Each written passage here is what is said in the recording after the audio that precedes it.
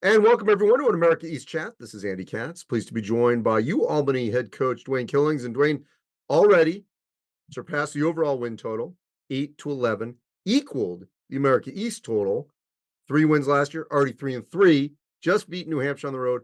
You got Vermont, best team in the league right now, so that's up next, but a lot more to go in this season. Let's first deal with where you feel like this team/program are at this point in your tenure. Yeah, I think we're climbing the direction that we want to be in. When you think about the transfers we brought in, Sebastian Thomas and Amari Marshall, two really dynamic scorers. I think they have a lot of talent. I think they're first team all league guys. You add that with guys like Jonathan Beagle, what he can do, having just been rookie of the year in the league. And, not only is he a really good threat inside the post when he makes other guys better with his ability to pass, and then he's such a high level rebounder. And then I think the other guys have really bought into their roles, which has made us a team that I think has a threat to be in the top 4 in the league, if not, win American East Championship. That's what we're striving to do every day. I think the biggest thing is the kids are adjusting to my standards a little bit higher than their standard because I see in them this potential to be really, really good. And we're trying to work towards that every day. You can say it, you can say you got to buy in, but until you get the results, it's hard for everyone to believe that it actually can happen. How much how much of those results helped you get everyone to buy in to what your goals and objectives are? Yeah, I think we've had the buy-in and the belief both after wins and losses. And then I think the lessons for our group, we're young. We're really young when you look at the experience level. So I think we have the buy-in, but now how do you handle winning? How do you handle losing? How do you handle expectations? I think that's part of the journey for the group. And then, I think it's just talking about it all the time. Hey, let's stay focused on our process. Have a good practice today. Let's make sure you get good rest today. Let's make sure you pay attention to the scout and the details. Because when you do, look what we do in the games. We turn the team over. We get a layup here. We have like top 20 in the country in terms of pace. And a lot of that's attributed to, I think, just the practices and the way we prepare, to play the way that we want to. So I think our guys have to just continue to just give themselves up to the process. And then they reap the rewards. We're having a great season because we have really good players. And then we have really good people in the locker room. In this league, older in some form or fashion is going to get you a title or compete for a title.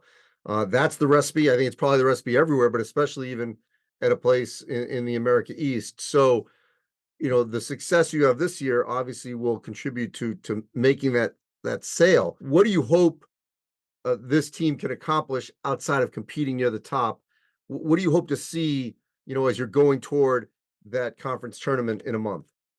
Yeah, keep developing. I think we have an unbelievable potential. When you think about guys like Aaron Reddish have showed flashes, Manu Newton has showed flashes. Can we get consistency from it? I think Namir Little's really given us like grit that we needed, really important for our team and for our culture. Can we get that consistently? Tyler Burcham's shooting ability. Can we get that consistently? And ultimately, I think in college basketball, you want to peak late, not early. So let's keep getting better. Let's keep getting tougher. Let's keep working it in the classroom, working it in the weight room, working it in the film room, individual sessions. Let's work it in practice, compete. And if we play our best basketball in February, I think we can become a really dangerous team because ultimately we've gotten more experience when you look at the time the guys have been in the roles that they've been. There's some guys that have come through the portal that may have played a really big role at their last program and then they move into another program. For us, our guys just haven't been through it all. So sometimes, up 10 with 2 minutes left, it's the first time I've ever been in that situation. So sometimes it shows we've learned from it. Let's keep growing. And ultimately what you started with, let's keep believing. Our community believes, we believe. So we're going to try to chase the championship as we go through the last 5 weeks of the season. All right. Lastly, how do you beat Vermont? Take care of the basketball first. I mean, you got to really be sound. You got to share the ball. I think you got to stay really disciplined because I think what they do is they run such good offense. They're going to score. Then they make it hard for you to score. You have one bad possession, you get frustrated. All of a sudden, they get a layup, they get a 3. Then they put more pressure on you. Just stay composed and focus on the details of what we're trying to do on offense and defense. And then go have fun with the game. It's college basketball. You're playing against a program that's won 20 straight league games. Let's go after them. But we got to go out there confidently and really focus on the plan and stay within yourself. Well, I appreciate you doing a great job. Obviously, the program is heading in the right direction. Appreciate your time. Thanks a lot. Hope to see you soon.